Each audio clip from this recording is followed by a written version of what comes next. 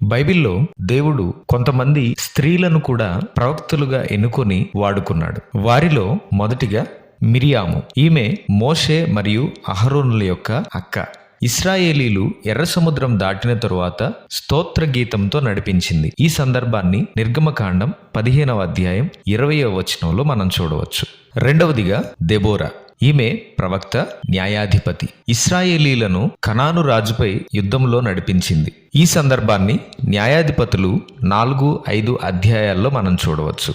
మూడవదిగా హుల్దా. ఈమె రాజైన యోషియా కాలంలో ఉన్న ప్రవక్త. దేవుని వాక్యాన్ని ధైర్యంగా ప్రకటించింది. ఈ సందర్భాన్ని 2వ రాజుల గ్రంథం 22వ అధ్యాయం 14వ వచనం నుండి 20వ వచనం వరకు, అలాగే 2 దినవృత్తాంతాలు 34వ అధ్యాయము 22వ వచనం నుండి 28 వరకు మనం చూడవచ్చు. నాలుగవదిగా యెషయా భార్య. యెషయా గ్రంథం 8వ అధ్యాయం